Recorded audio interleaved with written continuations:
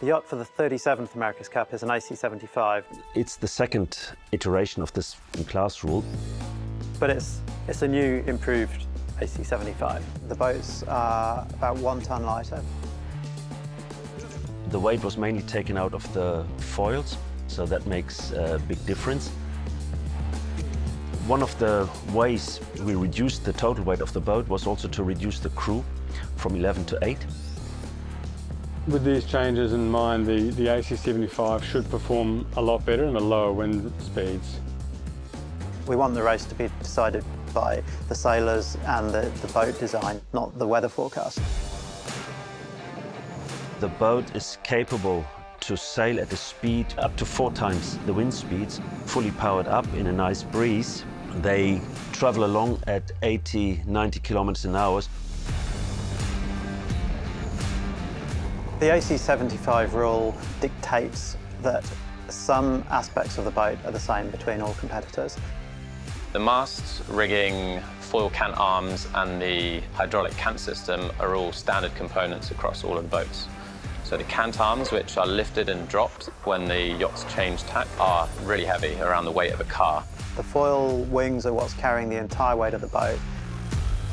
The foils have flaps on the trailing edge, which help control the ride height. The rudder has 2 tasks. The first task is to control the direction in which we sail. And the second one is to stabilize the pitch angle at which the boat is sailing. It's the same as the tail wing on a plane. Everything that moves under the water is hydraulically controlled, but this is powered by batteries. The crew of 8 is pretty much split into 2 groups. We've got 4 sailors on the boat. We've got a helm on each side. The helmsmen are largely steering.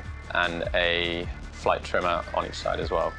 And the trimmers are controlling the foils, the flight altitude of the boat. And then there'll be 4 sight claws, 2 on each side. Their job is to provide the power to move all of the different sail controls, and this happens via the hydraulic system. Every trim change you make needs hydraulic power.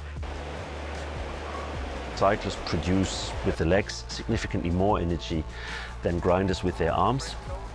And that was introduced to compensate this reduction of crew. The main differences between the AC75 we had in Auckland and the AC75 we had now are the foils. The foil wings this campaign have grown from 4 meters to 4.5 meters in length, so they're now longer and skinnier. And this time the teams are only allowed to build 3 foils for their AC75s.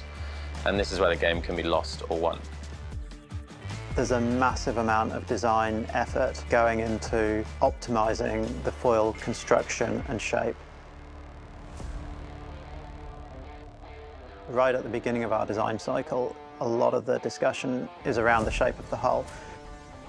The hull is principally about aerodynamics, but also all of the systems we need to fit into that. Put your head inside one of those AC75s, you would be absolutely amazed at what goes on to make those boats work. Like, they are quite something. They are a serious piece of engineering.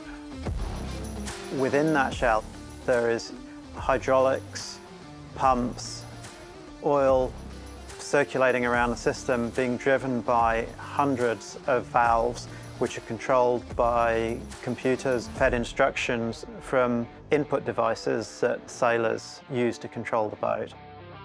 So the control systems are more complex this time. We can build in systems such that with a single push of a button, the sailors can do several things at the same time. The boats are so complex that you don't ever really run out of things you can improve. In this protocol, you're only allowed to build 1 AC75, but it does put a lot of pressure on the team, specifically the design team, because you've only got 1 bullet really to fire. We still call it a boat, we call it a hull, but yeah, it's closer to an aeroplane.